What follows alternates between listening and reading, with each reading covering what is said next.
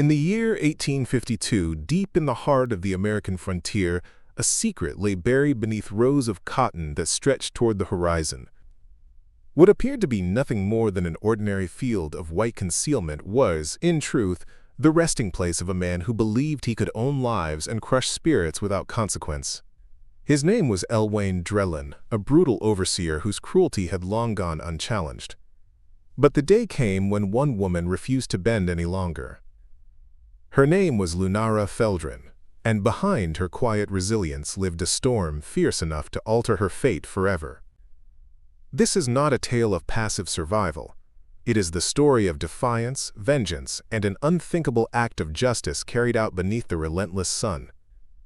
And once you hear how she buried her overseer alive, you'll understand why her name became a whisper of legend.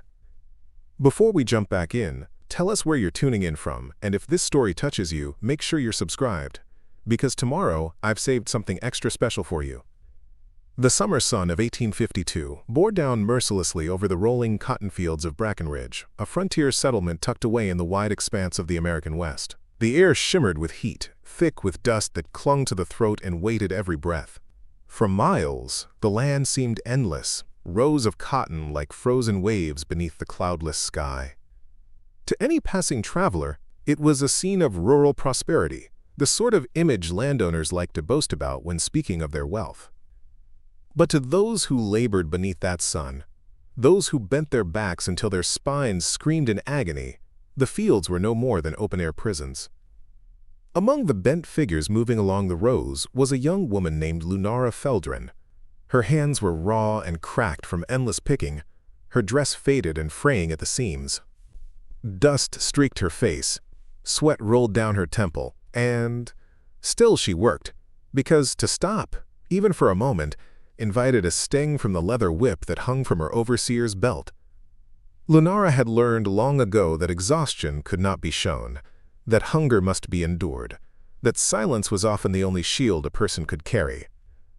The overseer's name was Elwayne Drelin, a man whose reputation stretched far beyond the Breckenridge settlement.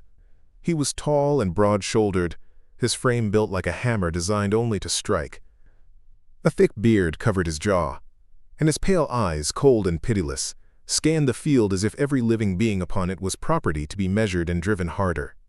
To those who knew him, Elwayne was not simply a man. He was a shadow over their lives, the kind that grew darker with every passing season. Elwayne's cruelty was not subtle. He thrived on displays of dominance. A missed quota of cotton, a dropped basket, even a glance that lingered too long could bring the crack of his whip, or worse. His voice carried across the fields, booming commands that reduced men and women alike into trembling silence. For Elwayne, the people working the fields were not human. They were tools, and tools that faltered were replaced or destroyed. Yet within Lunara, something stirred. She had always been quieter than the others, her gaze steady, her presence almost unnoticeable. But beneath the calm exterior was a mind that refused to be broken. Every lash of cruelty, every humiliation endured, carved not submission, but resolve into her bones. She had lived under Elwayne's shadow for too long, and while others prayed only to survive, Lunara carried within her the dangerous seed of defiance. The settlement itself was little more than a scattering of wooden structures, a general store, a blacksmith's forge, a church whose bell tower leaned precariously, and a handful of saloons that drew drifters and fortune-seekers. Beyond the settlement stretched miles of scrubland and cotton plantations, each a kingdom ruled by men like Elwayne. The nearest town of any significance lay 2 days' ride east, and between Breckenridge and that town were only dust, coyotes, and silence. It was this isolation that allowed Elwayne to wield his power unchecked. There was no law here but his own, and those who labored beneath him knew that even whispers of complaint could bring retaliation swift and merciless. Lunara had been brought to Breckenridge years before, traded like livestock from one hand to another. She had seen the eyes of those who broke, eyes hollowed out by despair, voices silenced until they were barely human sounds. She had sworn silently, in the quiet of nights, when she lay awake, staring at the rafters of the shanty cabin she was given, that she would not let herself be hollowed out. That vow was her lifeline, the invisible chain that tethered her spirit to something greater than survival. Elwayne, however, had taken particular interest in her resilience. Where others wilted under his hand, Lunara remained steady. He saw her endurance not as strength but as defiance, and in his twisted mind, defiance demanded punishment. More than once, she had felt his eyes on her as though he were waiting, searching for the slightest mistake he could seize upon to remind her, and all the others, that he was absolute. On this day, as the sun bled its heat into every living thing, Elwayne rode his horse along the rows. His boots shone, his whip hung lazily in his hand, and his gaze swept across the bent figures of the field. When his eyes fell upon Lunara, he slowed. She kept her head bowed, her hands moving quickly, stuffing cotton into the sack at her side. But she could feel the weight of his stare pressing down on her. "You there!" His voice barked suddenly, shattering the heavy silence. The others froze in place, fearful to draw attention. "Faster, girl. You think you can crawl while the rest of us work." Her hands did not falter, though her chest tightened. She picked faster, each motion sharp and deliberate. Elwayne watched for a moment longer, then smirked and tugged at his reins, moving on. For Lunara, the moment passed like a brush with fire. But deep within her, a thought sparked. Every day he tried to break her spirit, and every day she refused to let him. How long before the spark became something greater? The field stretched on, endless and cruel, but in Lunara's mind, they were not only fields. They were the stage upon which a reckoning would one day unfold. She did not yet know how, nor when, but she felt it in her bones. Elwayne Drelin's shadow would not rule forever. And as the sun sank lower, painting the land in crimson and gold, Lunara lifted her gaze just enough to glance at the horizon. The sky was wide and open, free in ways she was not, but freedom was not a dream she had let die. Somewhere between the rows of cotton and the silent strength of her resolve, she carried within her the promise of change. For now she bent her back and continued the endless picking. But the seed of defiance had already been planted, and in time, it would grow into something that neither whip nor cruelty could ever destroy. The sun had not yet risen, and already the fields of Brackenridge stirred with movement. Lanterns flickered faintly in the pre-dawn gloom, as weary figures shuffled from the cabins toward their endless toil. The air carried the chill of the early morning, but everyone knew that before long the sun would blaze high and relentless, baking the earth until it cracked, and drinking sweat from their brows like a greedy god. Lunara Feldrin walked among them, her steps quiet, her eyes steady on the ground before her. Every morning began the same. Wake before the roosters crow, gather tools, and march into the fields as though walking into battle with no hope of victory. Her stomach ached with hunger, for the rations given were little more than scraps of cornbread and beans. Yet she walked forward, as she always did, because stopping was not a choice. At the edge of the field, astride his horse, sat Elwayne Drelin. Even in the dim light, his presence dominated. He leaned back in the saddle, whip coiled in his hand, and watched the line of workers file into the rows. His pale eyes glinted like shards of ice. A smirk touched his lips, the kind that never signaled humor, but always promised pain. "Elwayne is watching again," whispered Nadira Quelith, a woman who walked beside Lunara. Her voice was soft, almost fearful. "Best keep your head down today." Lunara gave no reply, though inside she felt the tension coil tighter. Elwayne had been watching her more often of late, as though her endurance itself was an insult he could not tolerate. She had learned to expect his cruelty, but expectation did not dull its sting. The day's labor began. Hands moved quickly, stripping cotton from its thorny casing, filling sacks until they grew so heavy they dragged across the earth. Backs bent, muscles screamed, and still the overseer's voice carried across the rows like thunder. "Faster," he barked at one man. "Don't drop it, or I'll make you regret it," he snarled at another. For every slip, every falter, there was a punishment. The lash of his whip cracked like gunfire, leaving red welts that burned beneath the sun. The sound of it echoed across the field, a constant reminder of the price of failure. By midday, the heat had grown suffocating. Sweat soaked Lunara's dress, stung her eyes, and made her grip on the cotton slick. Her arms ached, Her knees trembled, yet she did not stop. She would not give Elwayne the satisfaction. She knew he was watching. She could feel it like a weight pressing down upon her back. At one point, a boy no older than 16 faltered. His sack tipped over, spilling cotton onto the dirt. Elwayne's horse turned sharply, hooves pounding against the earth as he closed in. The boy scrambled to gather the cotton, but Elwayne dismounted with deliberate slowness, uncoiling his whip. Preparing and narrating this story took us a lot of time, so if you are enjoying it, subscribe to our channel. It means a lot to us. Now back to the story. "Clumsy little rat," Elwayne growled. He raised his hand, and the lash came down once, twice, 3 times, until the boy's cries rang out across the field. Lunara kept her head lowered, her jaw tight, her heart hammered in her chest, each strike searing into her as though she had felt it herself. She wanted to scream, to rush forward, but she knew the price of such defiance. The others did the same, kept their eyes on their work, kept their voices silent.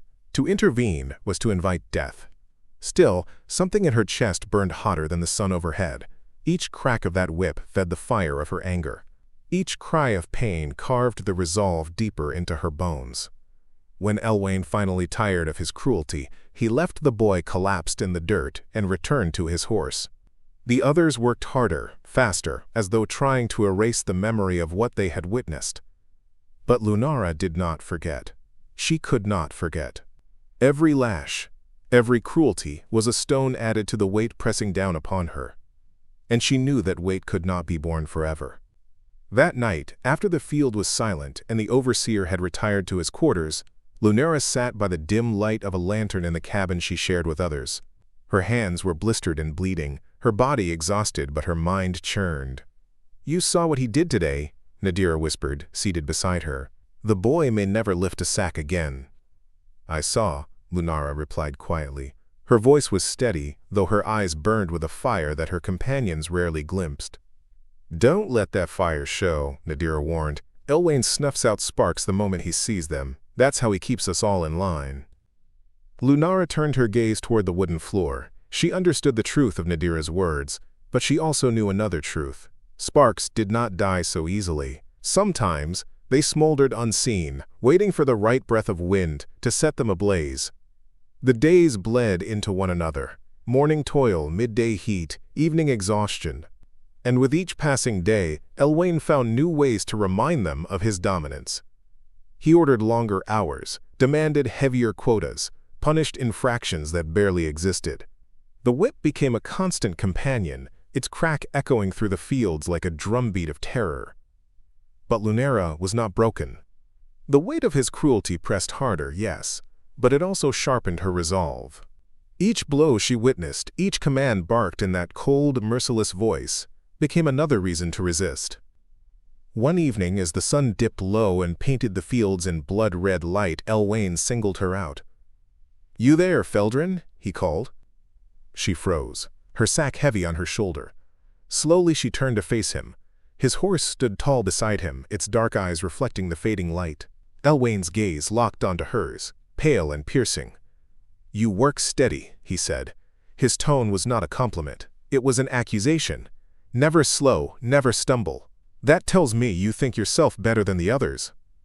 Lunara's breath caught, but she forced her eyes down. "No, sir," she murmured. Elwayne dismounted. His boots crunched against the dry earth as he closed the distance between them. The others kept their heads bowed, pretending not to see. "Look at me," he ordered. Her eyes lifted, reluctantly meeting his. "I can see it in you," he said, voice low and venomous. "That fire. You think you hide it, but I see it. And I'll tell you this, fire gets put out." He leaned closer, his breath hot against her ear. "One way or another." Then, with deliberate cruelty, he shoved her backward. She stumbled, the sack spilling across the dirt. He smirked, coiled his whip, and returned to his horse without another word. Lunara knelt, gathering the cotton with trembling hands. Her heart thundered, but not with fear. The fire within her roared higher. Elwayne had seen it, acknowledged it, and in doing so, he had confirmed what she already knew. He feared her strength, even if he would never admit it aloud. That night, as she lay awake in the cabin staring into the darkness, she whispered words only she could hear. "He can try to put it out," she murmured, "but he doesn't know the storm he's feeding." The days stretched into weeks, and the weeks into months, each one a mirror of the last. Sunrise meant labor, sunset meant collapse, and every hour in between was filled with the relentless rhythm of toil under Elwayne Drelin's watchful eye. To the others, life was a cycle too heavy to break. To Lunara Feldrin, each day was a test, each night a lesson in endurance. But endurance alone was no longer enough. Something inside her had shifted after Elwayne's words, his recognition of the fire within her. It was as though he had named the very thing she had tried to keep hidden, and now the effort of concealment felt unbearable. The fire demanded release. It whispered in her mind, urging her to act, even in small ways, to remind herself she was not simply surviving but resisting. Her first act of defiance was so small, so quiet, that none but she could have marked it. Late one evening, when the overseer's footsteps had faded into the distance and the cabins lay in uneasy silence, she pressed her fingertips into the dirt floor. She wrote his name, Elwayne, and then dragged her palm across it until the letters vanished. It was nothing, a gesture that would never be seen, but to her it was power. She had destroyed his name, if only in that moment. Yet, as the weeks wore on, the fire grew restless. Small gestures no longer satisfied, and so she began to take risks. During one day's labor, she deliberately slowed her picking. Not enough to draw immediate notice, but enough to let her sack weigh lighter than the rest. It was a dangerous game, for Elwayne's eyes missed little. By midday he had spotted the difference. "Feldrin?" His voice boomed across the rows. The field stilled, every worker pausing as though the air itself had frozen. Lunara lifted her head slowly, keeping her face calm. "Bring me your sack," Elwayne ordered. Her stomach tightened, but she obeyed. The sack felt pitifully light as she dragged it forward, the cotton inside barely reaching half the fill expected. Elwayne untied the top and peered inside, his expression darkening. "This all you've managed?" he asked. His voice carried no anger yet, only the cold edge of a blade before it strikes. "Yes, sir," Lunara said softly. A smile spread across his face, slow, deliberate, and cruel. He tipped the sack over, spilling the cotton onto the ground. Then, with a flick of his wrist, his whip cracked through the air. The sound split the silence, followed by the searing pain across Lunara's back. She bit down hard on her tongue to stifle any cry, though tears stung her eyes. Again the whip fell. Again and again. The field remained silent except for the rhythmic crack of leather and the sound of Lunara's breath coming fast and shallow. Elwayne paused only when the cotton was scattered, trampled into the dirt. "You think to slack, Feldrin?" he asked. His voice was calm, too calm, the kind of calm that made the world feel sharp and dangerous. "No, sir," she whispered. He leaned close, his pale eyes boring into hers. "I told you fire gets put out. Do you understand me?" "Yes, sir," she said. The lash left her trembling, her back raw and burning. Yet within her, the fire did not go out. It flared brighter, hotter, refusing to be quenched. She stumbled back to her row, lifted her sack with shaking arms, and continued working. Her silence was not surrender, it was promise. That night, in the dim cabin, Nadira Queleth and the others tended to her wounds. They washed the blood away with ragged cloth, whispering prayers for her. "You have to be careful," Nadira urged, her voice trembling. "He's watching you too closely now. One mistake and he'll do worse than lash you." Lunara met her friend's gaze, her own eyes steady despite the pain. "I won't break," she said quietly. It was not bravado, it was truth. The days passed, but Lunara's fire could not be contained. Her second attempt at resistance came weeks later when she dared something bolder. Elwayne demanded that the workers line up at sundown, sacks in hand, so he could measure their labor. He strode down the line, counting, weighing, smirking at his dominion. When he reached Lunara, she lifted her sack higher than expected. Inside, however, was not all cotton. She had slipped stones into the bottom, their weight hidden beneath the white fluff. To Elwayne's eye, the sack appeared fuller, heavier. For once she had beaten his system. But her small victory did not last. As Elwayne lifted the sack, his brow furrowed. He shook it once, twice, and then thrust his hand inside. His fingers closed around a jagged stone. Slowly he pulled it free. holding it up for all to see. The field went silent. The workers did not dare breathe. "Clever," Elwayne said, his voice low and mocking. "Thought you'd cheat me with rocks." He dropped the stone and drew his whip. This time, he did not stop at lashes. He forced Lunara to her knees, pressing her face into the dirt as he struck. The ground swallowed her cries as blood soaked through the back of her dress. When he was done, he left her in the dust, her body shaking, her spirit battered but not broken. The others carried her back to the cabin that night. Nadira wept quietly as she cleaned the wounds. "You'll get yourself killed," she whispered. "Maybe," Lunara replied through gritted teeth, "but not before I make him pay." Her voice, though weak, carried the weight of unshakable resolve. The third attempt at resistance was not planned. It came in a moment of instinct, born of fury and desperation. It was midday when Elwayne struck a man named Sylvain Morish for stumbling under the weight of his sack. The lash tore through Sylvain's shirt, leaving his back raw and bloody. He collapsed, groaning, as Elwayne raised the whip again. Without thinking, Lunara stepped forward. "Stop," she said. The word cut through the field like a blade. Elwayne froze, the whip poised in the air. Slowly, he turned toward her, his eyes narrowing. "What did you say?" he asked, his voice dangerously soft. Lunara's breath caught, but she did not back down. "He can't carry more. You'll kill him." The silence was suffocating. Every worker stared at the ground, unwilling to meet Elwayne's gaze. Then the whip fell, not on Sylvain, but on Lunara. One strike, then another, and another, until the air rang with the sound of leather against flesh. She collapsed to her knees, blood streaking her arms and back, but she did not take back her words. Elwayne towered over her, his chest heaving with rage. "You'll learn your place," he snarled. But as she lifted her head, meeting his gaze through pain-clouded eyes, there was no submission in her expression, only defiance. That night, when the cabin doors were closed and the field lay in silence, Sylvain approached her. His voice was hoarse, his gratitude clear. "You didn't have to do that," he said. "Yes, I did," Lunara replied. "Someone has to." Her body was broken, but her spirit blazed brighter than ever.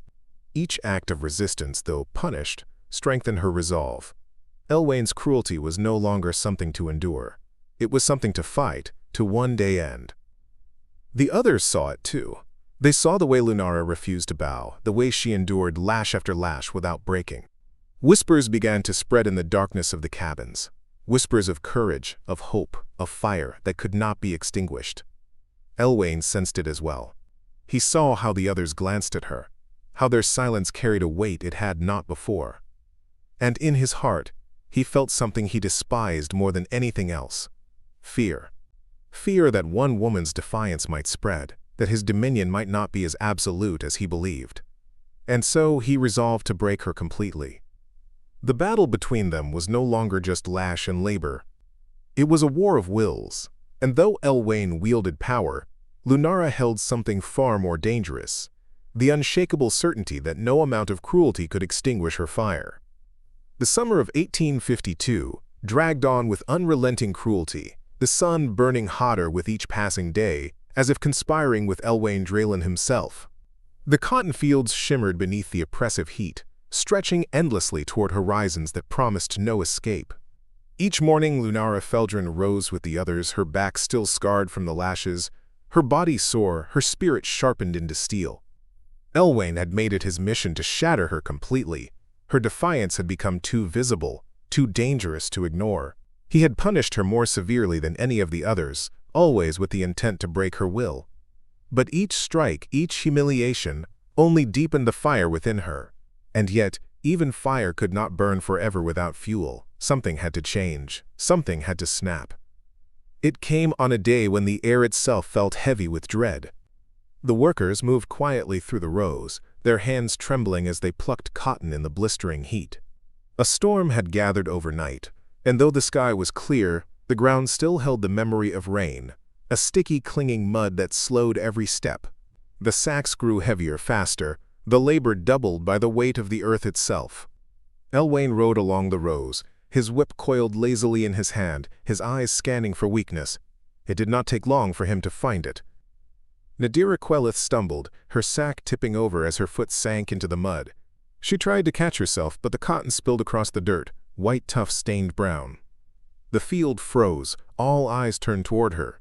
Nadira's hands shook as she scrambled to gather the cotton, her lips moving in silent prayer. Elwayne's horse turned sharply, hooves sloshing through the mud as he rode toward her. His shadow fell across her as she knelt in the dirt. "Careless," Elwayne hissed. He dismounted slowly, savoring the dread that radiated through the field. He reached down, grabbing a handful of the mud-stained cotton, and flung it at her face. "Useless!"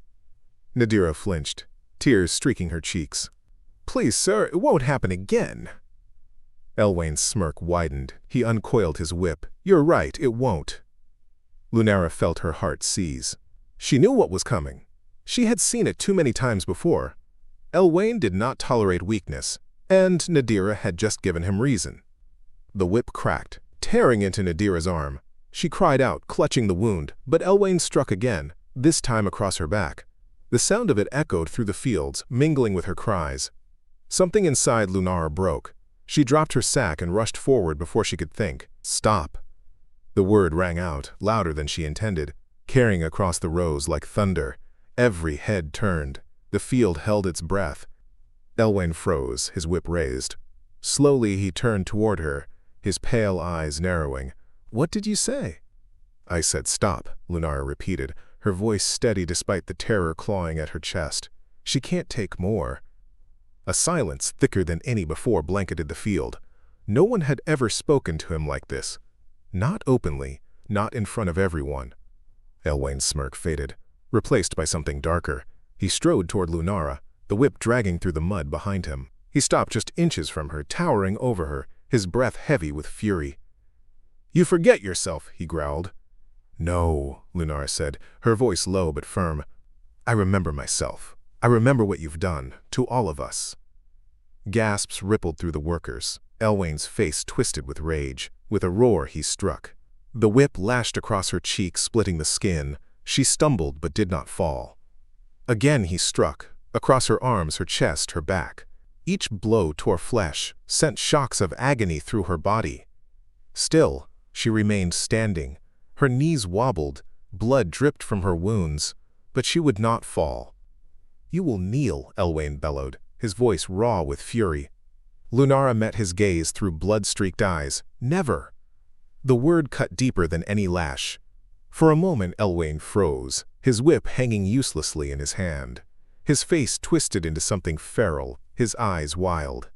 With a guttural cry he struck again and again, each blow more desperate than the last. At last her body gave out. She collapsed to the mud, blood mingling with the dirt, her breath ragged. Elwayne loomed over her, chest heaving, whip dripping crimson. "Take her," he snarled, gesturing to two men. "Lock her in the shed. No food, no water. We'll see how long her fire lasts." The men obeyed, their faces pale with fear. They lifted her broken body and carried her toward the edge of the field, where a small wooden shed stood, a place of punishment, a place from which few returned unchanged. The door slammed shut behind her, plunging her into darkness. The shed was a box of shadows, no windows, only a single crack beneath the door where faint slivers of light pierced through. The air was stale, thick with the scent of old blood and sweat. Chains clinked faintly in the corners, reminders of those who had been broken here before. Lunara lay on the dirt floor, her body a map of wounds, her breath shallow. For hours she drifted in and out of consciousness, the pain dragging her under, the silence pressing against her skull. But in that silence, something else stirred.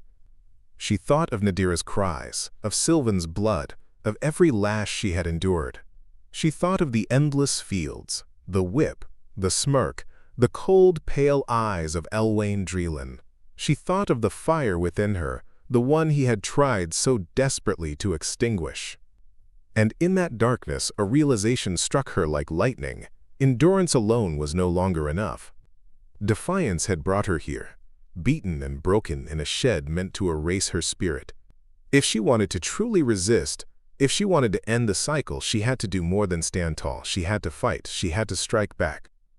The thought was terrifying, yet liberating. For the first time, she allowed herself to imagine it. Elwayne gone, his shadow lifted, his cruelty silenced forever. The idea took root, spreading through her veins like fire. Lunara did not know how long she remained in that shed. Days, perhaps. Hunger gnawed at her stomach. Thirst parched her throat, but the fire kept her alive. When at last the door creaked open and the blinding light poured in, she did not cower. Elwayne stood there, whip in hand, smirk back on his lips. "Still alive," he said. "Stubborn thing." Lunara lifted her head, her eyes blazing despite her frailty. She did not answer, but inside she whispered a vow, "One day you will fall." When she returned to the field, her body was weak, but her spirit had transformed. She moved with the others, but her mind no longer dwelled on endurance. It plotted, it planned.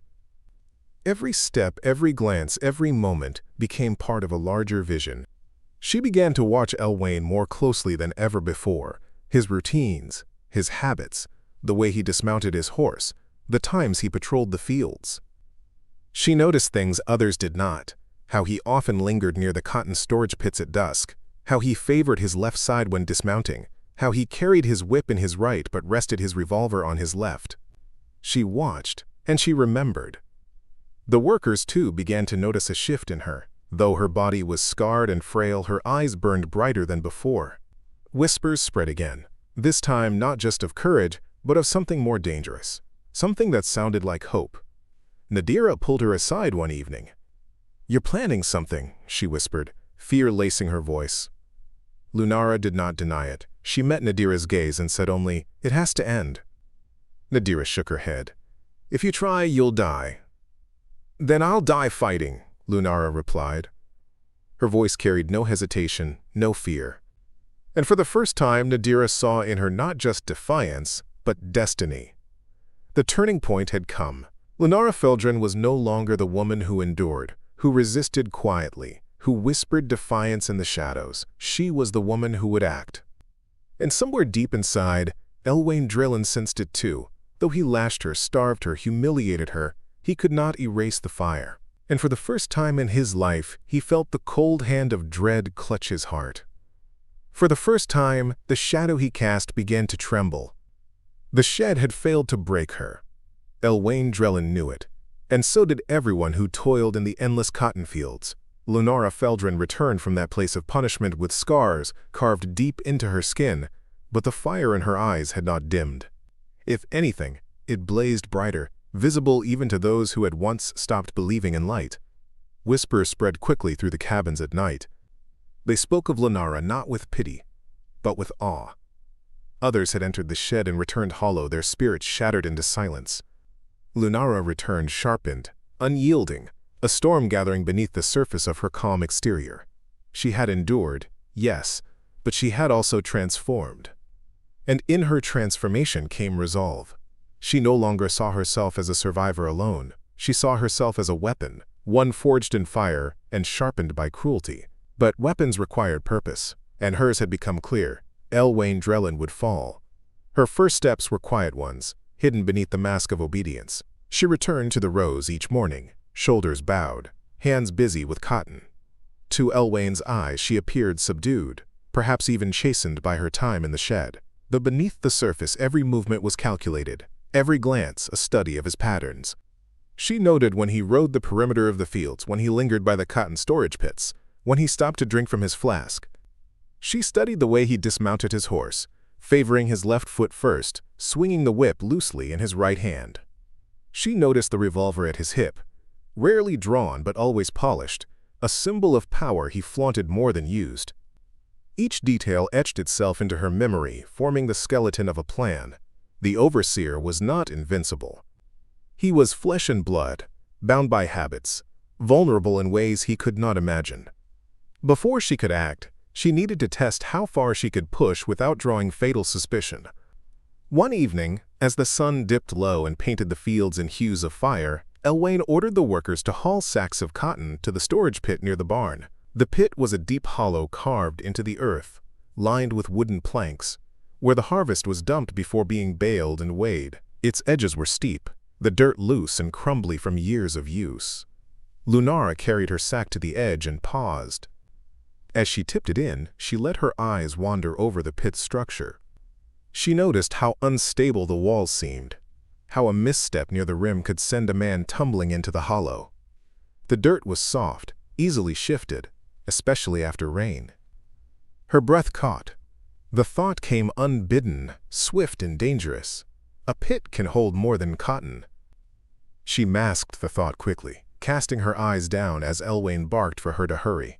But the seed had been planted. The ground itself could be her ally. Even as she planned, Lunara tested her strength in smaller ways. At night, when the cabins were silent save for the snores of the exhausted, she whispered to Nadira and Sylvan.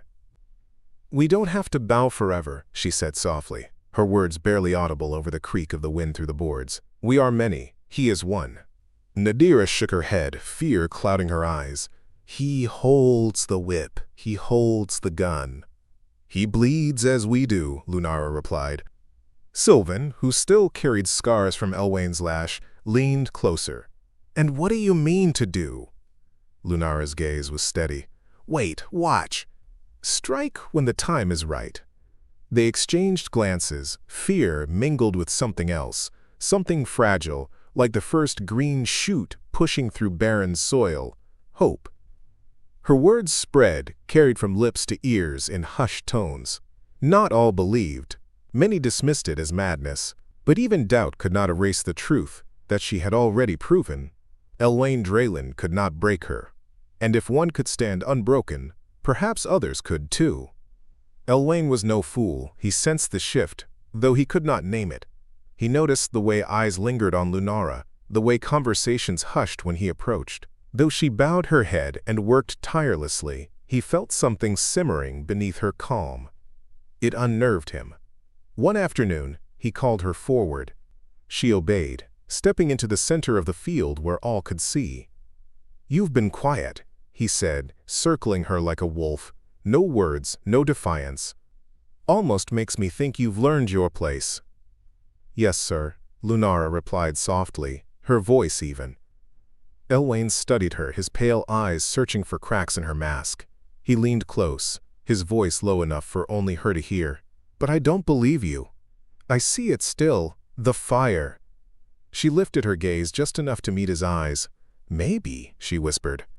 The word unsettled him. It was not a denial, not an admission, but something dangerous in between. He struck her across the face with the back of his hand, though less forcefully than before. The blow was not meant to punish, but to remind. As she returned to her row, Elwayne felt a rare flicker of doubt. He had whipped her, starved her, locked her in darkness, and still she stood.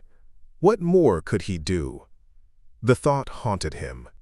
Weeks passed, and with them came small moments that revealed the shifting balance of power. When Elwayne lashed a man for stumbling, Lunara stepped forward again, not to shout, not to challenge, but to place herself silently between whip and victim. Her body was still raw with scars, but she stood tall, eyes unflinching. Elwayne hesitated longer this time before striking her. The hesitation was seen by all. When food rations were cut, Lunara shared hers with Nadira, despite her own hunger. The act was simple, but it carried weight. Others began to follow her example, quietly redistributing what little they had. When whispers of escape arose, Lunara did not dismiss them, but she reminded them, escape is running. Running leaves him standing. Standing means he'll hunt you forever. The whispers shifted, not escape, but ending him. Each act, each word, each glance wove a new thread in the fabric of defiance. And though Elwayne still cracked his whip and barked his commands, he felt the threads tightening around him, unseen yet suffocating. One night, as the wind howled across the plains and the cabins creaked beneath its weight, Lunara lay awake, staring into the dark. In her mind, she saw it clearly now. Elwayne's end. Not a desperate strike, not a reckless attempt, but something deliberate, poetic in its justice. She saw the cotton pit, its walls unstable, its depths hungry. She saw him stumbling into it, the earth collapsing around him. She saw the dirt swallowing him whole, silencing his whip forever. The vision was terrifying in its clarity, but it also brought her peace. For the first time, she saw a future not chained to his shadow. A future where the fields might still be prisons but no longer under his hand. And so she whispered to herself, words carried only by the dark, "The ground will take him." From that night onward, every moment became preparation. She learned where the soil was weakest, where the pit crumbled most easily. She watched for the times he walked closest to the edge, his arrogance blind to the danger beneath his boots. She gathered information quietly, asking questions that seemed harmless. How deep is the pit? Has anyone ever fallen in? The answers came casually, never suspecting her intent. She strengthened her body as best she could, forcing herself to carry heavier loads, to move with purpose, despite her pain. She needed her strength, for when the moment came, hesitation would mean death. She even practiced in the dark, pushing against the walls of the cabin, imagining them as Elwayne's weight, testing her grip, her leverage. Each night she rehearsed the act in her mind, the shove, the fall, the silence that would follow. The air grew heavy as autumn crept into Brackenridge. The heat lingered, but the skies darkened with storms that threatened to break. Each day felt like a tightening noose, every moment thrumming with tension that none could name but all could feel. Elwayne grew restless, his temper sharper, his punishments harsher. He sensed the shift but could not stop it. The harder he struck, the more the fire spread. And at the center of it all was Lunara Feldrin, scarred, silent, unbroken. She was no longer merely enduring, she was preparing. Every step, every glance, every breath was a march toward the moment when she would bury her overseer alive beneath the cotton field. The ground itself seemed to wait with her, patient and hungry. And soon it would feast.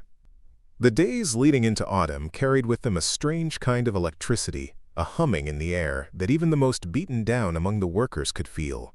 Storms rolled across the horizon but rarely broke, their clouds black and swollen, their thunder distant yet promising. Each clap seemed to echo the unspoken tension that grew in the fields, where silence was no longer born of fear but of anticipation. Elwayne Drelin felt it most of all. Though he still barked orders, still snapped his whip, still strutted the rows on horseback, there was a restlessness in his movements. He drank more heavily from his flask, his eyes darting more frequently to the faces of those bent in the cotton rows. He sensed something rising, though he could not name it. He saw it most in Lunara Feldrin, the quiet fury in her eyes, the steadiness of her step, the way others seemed to draw strength from her without her speaking a word. And though he tried to convince himself that he had broken her in the shed, the truth gnawed at him. She had not been broken, she had been reborn. The moment came on a day thick with heat and threat of rain. The sky above Brackenridge sagged with dark clouds, the sun veiled behind them, the air heavy as though the earth itself was holding its breath. Elwayne had been in one of his foulest moods. 2 workers had faltered that morning, and he had made a spectacle of punishing them. His whip had sung through the air, biting into flesh, until screams echoed across the rows. The others had kept their heads down, but Lunara had watched, her jaw set, her breath steady. She knew the time was close. By afternoon, Elwayne ordered the cotton pits filled. The harvest had been heavy, and the storage pit near the barn yawned wide, half filled with the season's yield. Its walls, already unstable from weeks of damp, leaned inward, as if eager to collapse. Lunara's eyes lingered on the pit as she carried her sack forward, her heart pounding not from labor but from the knowledge that destiny was upon her. She tipped her sack into the hollow and stepped back. As she did, she caught sight of Elwayne dismounting his horse nearby, favoring his left foot as always. His whip coiled in his right hand. He walked along the edge of the pit, inspecting the cotton with narrowed eyes. His boots crumbled small chunks of dirt that tumbled into the hollow. The earth seemed to groan beneath him. Lunara's breath hitched. The vision that had haunted her nights was here, alive before her eyes. It began with a whisper, too soft for Elwayne to hear but loud enough to stir those nearby. Nadira, standing several rows back, saw the way Lunara's body stilled, how her shoulders squared, how her gaze fixed on the overseer. She knew. The others felt it too. A silence spread, heavier than any lash. Lunara stepped forward. Her hands trembled, not with fear but with the weight of the moment. Her scars burned, her body ached, but her resolve was iron. "Elwayne," she called, her voice steady, carrying across the pit. The overseer froze mid-step. Slowly he turned, whip dangling at his side, his pale eyes narrowing as they landed on her. "What did you say?" She took another step closer. "I said your name." Gasps rippled through the workers. No one spoke his name aloud, not like that, not with challenge in their tone. Elwayne's smirk was venomous. "You've forgotten your place again." "No," Lunara said, "I've remembered it, and I've remembered yours." His brow furrowed. "And what's that supposed to mean?" She moved closer, until only the pit lay between them. "It means you've lived too long off our backs, too long off our pain, and today it ends." For a heartbeat, silence hung thick in the air. Then Elwayne laughed, harsh and sharp. "You think you can stand against me? Against this?" He raised the whip high, the leather gleaming in the dim light. "I'll strip the fire from you, just like I should have done in the shed." Lunara did not flinch. "You can't strip what you never owned." He lunged at her, the whip cracking through the air, but Lunara had been waiting. With a sudden burst of strength, she sidestepped, her hands shooting forward to shove against his chest. The overseer stumbled backward. His boot caught on the crumbling edge of the pit. Dirt gave way beneath him. His arms flailed as he tried to regain balance, the whip snapping uselessly in the air. And then he was falling. The earth swallowed him in a roar of collapsing dirt and cotton.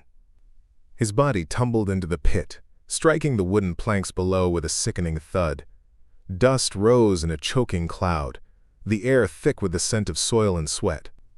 Gasps and cries erupted from the workers, but none moved forward. They watched, wide-eyed, as the overseer scrambled to rise. His pale face, smeared with dirt, twisted with rage. "Help me!" he bellowed, clawing at the walls of the pit. But the dirt crumbled beneath his hands, sliding back into the hollow. Each attempt to climb only pulled more earth down around him. Lunara stood at the rim, her chest heaving, her eyes blazing. She looked down at him, not with fear, not with pity, but with the weight of justice. "Elwayne Drelin," she said, her voice clear and sharp, "the ground will take you."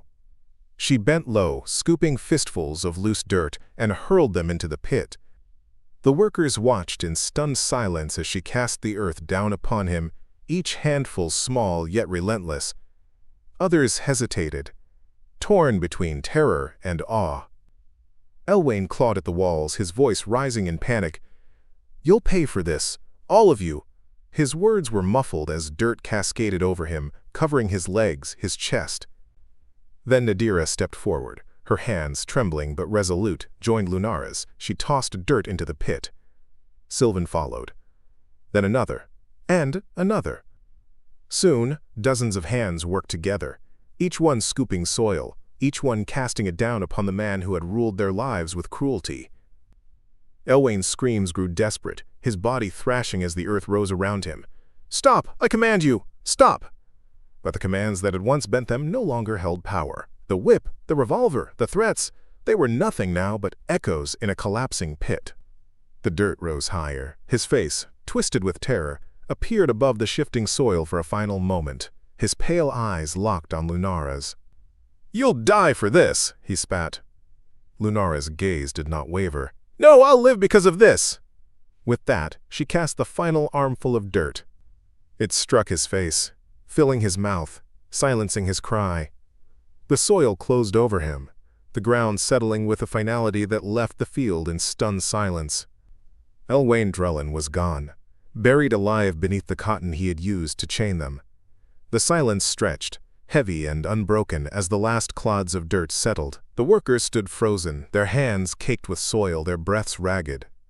Lunara stepped back from the pit, her chest heaving, her body trembling with exhaustion. Yet her eyes were clear, her spirit unshaken. She had done it. The overseer's shadow was gone. For the first time, the field felt open. The air seemed lighter, the horizon wider. The whip no longer cracked, the pale eyes no longer watched. Nadira moved to Lunara's side, her face streaked with dirt and tears. "It's over," she whispered. Lunara shook her head. "No, it's just beginning." The others exchanged uncertain glances. Freedom was not yet theirs. The world beyond the field still loomed, filled with dangers they could scarcely imagine. But they had proven something undeniable. Elwayne Drelin was not invincible. He was a man, and a man could be broken. They had buried more than an overseer that day. They had buried the lie of his power.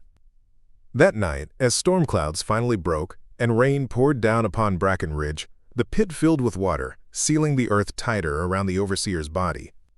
The rain washed the blood from Lunara's scars, cooled the fire in her wounds, and cleansed the field of its silence. She stood in the rain, her face lifted to the sky, her heart heavy yet unchained. She had killed a man, but she felt no guilt, only justice.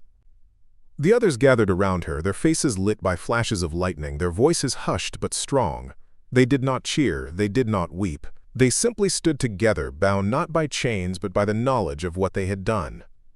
Lunara knew the fight was far from over. Others would come. The world outside the fields would not be kind. But she also knew something else. They were no longer powerless. They had buried fear itself beneath the cotton field. And from that soil something new would grow. The rain did not stop through the night. It poured down in sheets, hammering the cotton fields, flooding the furrows, soaking the cabins until the roofs leaked. The storm seemed unending, as though the heavens themselves had chosen to wash away the blood and cruelty that had stained Brackenridge for so long. Yet inside the cabins, silence reigned. The workers huddled together in the dim glow of tallow candles, their clothes clinging to their damp bodies, their eyes wide with questions they dared not speak aloud. The pit outside, now filling with water and mud, held more than cotton. It held the body of the man who had ruled them with whip and fist. His absence was both a relief and a terror. Lunara Feldrin sat near the door, her back straight despite her exhaustion. Her body still ached from the blows she had endured, her hands still raw from clawing at the earth. Yet she sat unflinching, her eyes fixed on the rain-drenched darkness beyond the cabin. Nadira sat beside her, shivering though the air was thick with heat. "They'll come looking," she whispered. "Someone will notice he's gone." "They'll notice," Lunara agreed softly, "but they won't find him." Her words carried a certainty that silenced the room. She had buried more than a man. She had buried fear itself. As dawn broke, the storm eased into a drizzle, the clouds thinning to reveal a pale sky. The fields glistened with water, the cotton heavy and sodden. The pit near the barn was no longer visible, its rim collapsed, its depths filled with water and mud. The earth had sealed itself, as if complicit in the secret. But though the overseer's body was gone, the fear remained. "What if they send another?" Sylvan asked that morning, his voice rough with worry. "Another worse than him?" "They will," Lunara replied. Her gaze never wavered.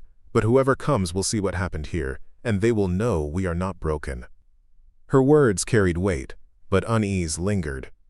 The world beyond the fields was vast, filled with masters and overseers, men with guns and dogs, men who believed themselves untouchable. One overseer buried in a pit did not erase the system that fed on their labor. And yet, the act itself had shifted something deeper than law or whip. For the first time, the workers of Brackenridge had tasted defiance. They had proven that even the cruelest man could bleed, stumble, and fall. By the second day, whispers began to stir, not only within the cabins but in the nearby fields, carried from worker to worker with careful tongues. They say Lunara stood against him. They say she buried him alive. They say the earth itself swallowed him. Each telling grew larger, bolder, more dangerous. Some swore she had called down the storm, that lightning had struck the ground and opened the pit. Others claimed she had commanded the dirt with her bare hands, forcing it to close over him. Lunara did not deny the stories. She did not confirm them either. When asked, she only said, "He is gone." And that was enough. The legend spread, not as gossip but as a lifeline. For those still bent beneath the whip in other fields, for those who believed overseers to be untouchable, the story of Brackenridge became a flicker of possibility. If one woman could defy, if one overseer could fall, then perhaps others could too. But with legend came burden. In the days that followed, the workers began to look to Lunara not just as one of them, but as something more. When disputes broke out, eyes turned to her. When food was scarce, they waited for her word on how to share it. When fear rose in the night at the sound of distant hoofbeats, they looked to her face for reassurance. Lunara had not sought this role, yet she did not turn from it. She carried it as she carried her scars, with quiet strength. But at night, when the candles burned low and the cabins fell into uneasy sleep, the weight pressed heavy on her chest. She thought of Elwayne's pale eyes, his voice shouting from beneath the dirt, his final curse, "You'll die for this." Perhaps she would, perhaps they all would, but better to die standing than to live forever on their knees. One evening, Nadira approached her as they sat outside, the sky streaked with the colors of a fading sun. "Do you ever think about what we did?" Nadira asked softly. Lunara did not answer immediately. She let her gaze linger on the horizon, where the last light of day kissed the cotton fields. "Every moment," she said finally. "Do you regret it?" Lunara turned to her, her eyes steady. "Do you?" Nadira's lips trembled before she shook her head. "No, he deserved it." "He did," Lunara agreed. "But deserving doesn't make it easier to carry." The silence that followed was heavy but honest. Killing Elwayne had freed them from his shadow, but it had also marked them. They had crossed a line that could never be uncrossed. And yet, as Lunara reminded herself, some lines had to be crossed. Over the weeks that followed, the workers grew bolder in small but telling ways. They spoke louder, moved slower, met each other's eyes without fear. The absence of the whip, the absence of Elwayne's pale gaze, created a space where dignity could breathe again. They repaired cabins together, shared food more openly, sang low songs at night that had once been forbidden. Their voices, once muted by fear, now carried softly into the dark.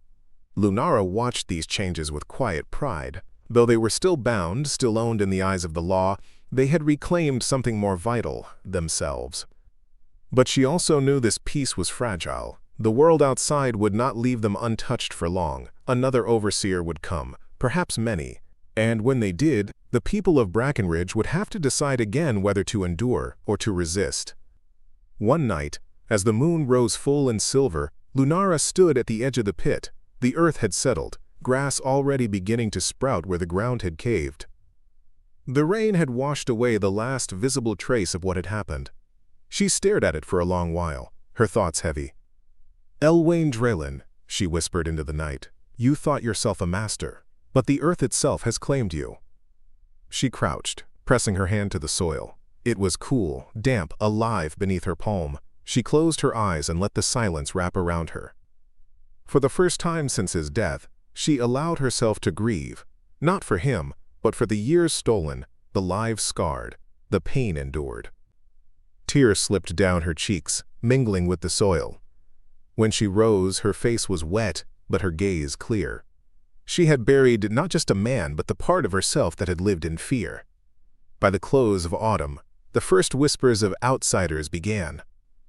Travelers passing through spoke of rumors. An overseer missing, fields strangely quiet, workers carrying themselves differently. Some said the owner of Brackenridge would soon send men to investigate.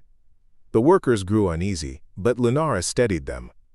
"We cannot control what comes," she told them, "but we can control how we meet it." Her words became a refrain, repeated among them like a prayer.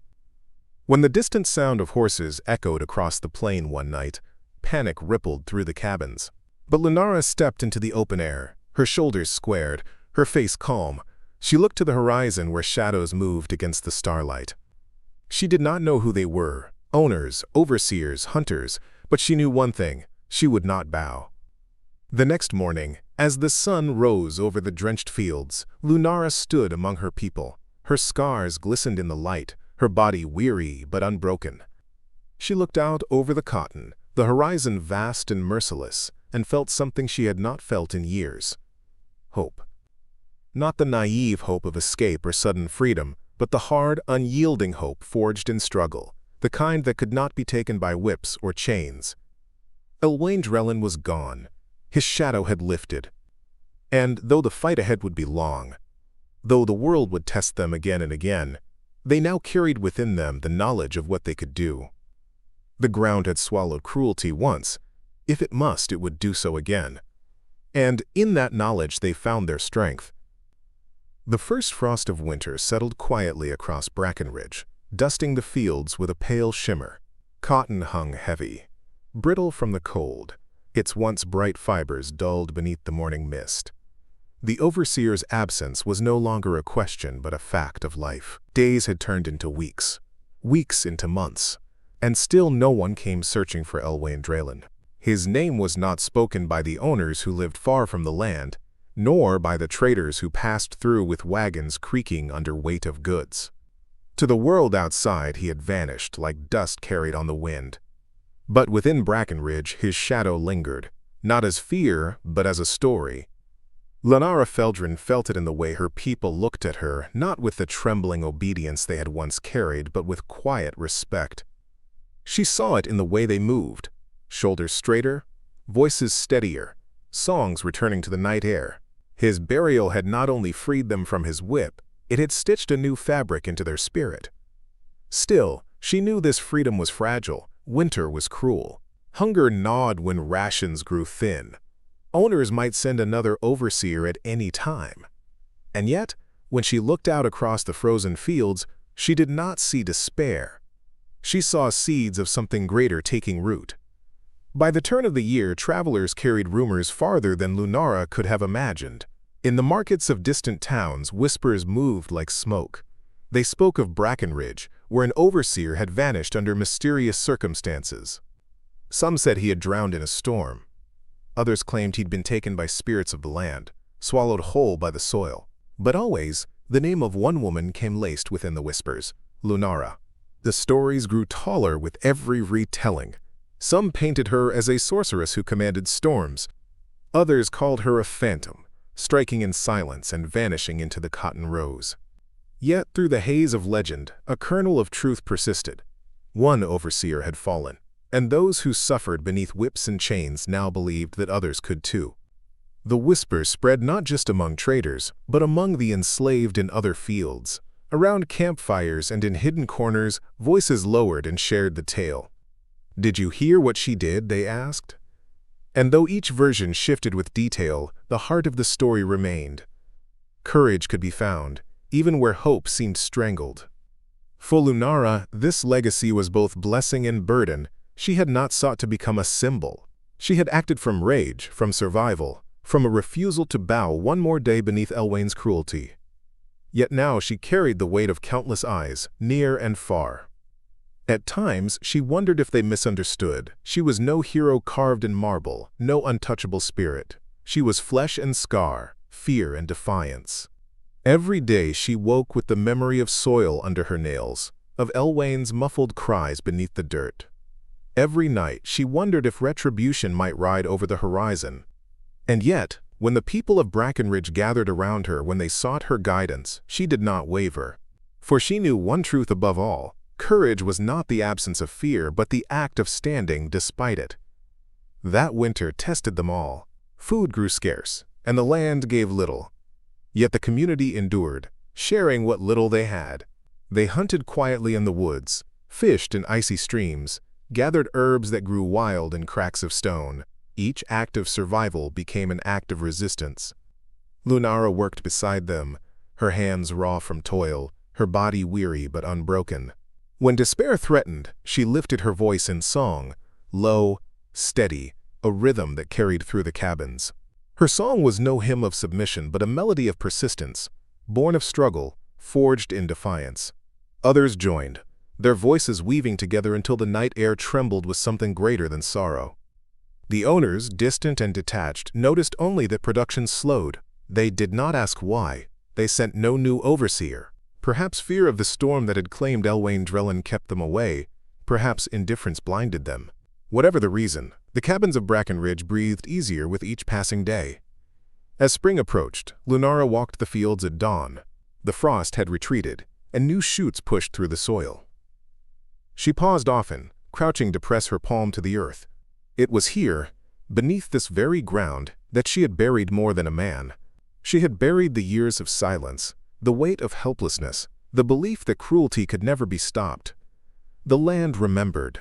The grass grew greener where the earth had once caved, as if nourished by the final struggle beneath. Every time Lunara passed, she felt the strength of that memory. She thought of those who would come after her, those who would live long after she was gone. Would they know her name? Would they whisper it with reverence or forget it entirely, folding it into legend? It did not matter. What mattered was that they would inherit the truth she had carved into the soil. That oppression was not eternal, that even the harshest chains could be challenged. By midsummer, the whispers of Lunara's act had traveled farther still. Some said the tale reached the Mississippi, others that it crossed into neighboring territories. In every retelling, the details blurred, yet the spirit remained. One account described her as a woman who dug the earth with her bare hands while lightning split the sky. Another painted her as a shadow, appearing only to deliver justice before vanishing into the cotton rows. Some even claimed she had not buried Elwayne Drelin at all, but had transformed him into stone, leaving him to crumble in the fields he once ruled. Lunara smiled faintly when she heard such versions, for she knew the truth was simpler, raw. But she also understood the power of legend. It did not matter whether others believed the details. What mattered was that they believed in possibility. One evening, as the sun sank low and the fields glowed gold, Lunara gathered the workers of Brackenridge. Children sat on laps, elders leaned on canes, men and women formed a circle beneath the open sky. She spoke not as a leader above them, but as one among them. Her voice was steady, her gaze clear. Elwayne Drelin thought himself untouchable, she said. He believed his whip made him master, his cruelty eternal. But the ground took him, as it will take us all one day. What matters is not the fear we live under, but the strength we choose in spite of it. She paused, her eyes sweeping the circle. We may never leave this place. We may never see freedom in the way we dream it, but every act of defiance, every moment we choose to stand, plants a seed. And seeds, no matter how small, grow. Silence followed, heavy and reverent. Then, one by one, voices rose, not in questions, not in doubts, but in agreement. They understood. They felt the truth in their bones. Years would pass. Overseers would come and go. Owners would send orders. Prophets would rise and fall. The cotton fields of Brackenridge would continue to stretch white against the horizon, but the people who worked them would never again be the same. For within them lived the memory of Lunara Feldrin, the woman who had buried cruelty beneath the soil. Some would tell her story as myth, others as history. Some would exaggerate it until it glowed with impossible magic, but all would carry its heart. That strength could bloom even in the harshest fields, that courage could rise even in chains. And long after Lunara's voice had faded, long after the fields themselves had withered into dust, the echo of her defiance would remain. For legends once born do not die. They live in whispers, in songs, in the very soil beneath our feet. And the soil of Brackenridge would forever remember the night it swallowed fear. Seasons turned, and the cotton fields of Brackenridge changed with them. Winters came with frost, summers with storms. Harvests rose and fell. Overseers arrived, cracked their whips, shouted their orders, but none lasted long. Something in the land unsettled them. They complained of unease, of strange whispers in the night, of eyes that did not lower as quickly as they should. They came, and they left, each one defeated not by rebellion in the open, but by a silence stronger than their cruelty. The land itself seemed to resist. Where Elwayne Drelin had been buried, the ground grew differently. Grass came in thicker there, greener, as if nourished by something deeper than rain. Workers would glance at that spot as they passed, not with fear, but with a solemn kind of reverence. It became a marker, a quiet reminder. Cruelty could end, even if only one man at a time. Lunara Feldrin aged, as all do. Her hands grew lined, her back stooped, but her eyes never dimmed. She remained at Brackenridge, guiding her people, raising her voice in song when despair threatened to smother them. Some who joined the fields in later years never saw her lift a hand against anyone, yet they spoke her name with awe. To them, she was not just a woman, she was the story itself. And stories, as the years proved, traveled farther than any of them could. Decades later, long after Lunara's body had returned to the soil she once claimed as her ally, her story still moved on the wind. Traders told it on dusty roads, preachers folded it into sermons about justice, and families passed it down at firelight. It grew and shifted, yes, but always the core remained. Some swore she had turned the overseer into dust with a single look. Others claimed she had commanded the earth itself, that the ground obeyed her as though she were queen of the fields. And still others whispered the simplest version, the truest, that a woman, no different than any other, had refused to bow one day and buried her tormentor alive. These whispers carried strength across miles and generations. They gave courage to voices trembling in chains, to hands blistered by labor, to hearts that wondered if freedom was only a dream. For in Lunara's story, they found proof that even in the harshest corners of the world, defiance could bloom. When the fields of Brackenridge were finally abandoned, when the cotton was no longer worth the toil, when the cabins rotted and the fences fell, nature reclaimed the land. Vines wound over broken timbers, wildflowers spread through empty rows, and the wind whistled through the bones of forgotten barns. Yet those who walked the land years later still felt it. They spoke of a weight in the soil, a hum beneath their feet, as though the ground carried memory. Travelers paused at the patch where grass grew thickest, uncertain why their steps slowed. Some left tokens there, stones, ribbons, sprigs of herbs, as if compelled to honor something they could not name. Locals gave the place a name, whispered with respect, the Overseer's Rest. Few knew the true story. Fewer still knew Lunara's name, yet the essence of her act remained etched into the land itself. In time, children who had never known Brackenridge heard the story from their grandparents. They sat wide-eyed as the tale unfolded. How a woman once stood against cruelty, how the earth swallowed a tyrant, how the people found their courage again. Some took it as myth, others as history, but all carried it with them. And so the legend endured, reshaped by each retelling but never extinguished. It traveled farther than Lunara could have dreamed, reaching ears she would never know, planting seeds in hearts she would never see. For that was the power of her act. It was not merely the fall of one overseer, not merely survival in one corner of the world. It was the reminder that oppression was not eternal, that even in the deepest shadow, one spark could light the way. Lunara Feldrin had not lived to see freedom as the world would one day know it, but she had given her people, and all who heard her story, something just as enduring. She had given them the belief that freedom could be fought for, and that even the smallest act of defiance could echo through time. Now, when the wind sweeps across the forgotten fields of Brackenridge, it carries with it more than dust, it carries memory. It carries the song of a woman who chose to stand when silence was demanded of her. It carries the truth that cruelty, no matter how powerful, can be buried. Legends may twist and fade, but their roots remain. And in the soil of Brackenridge, beneath the wild grass and tangled weeds, lies a root that no overseer's whip could sever. The root of defiance. The root of hope.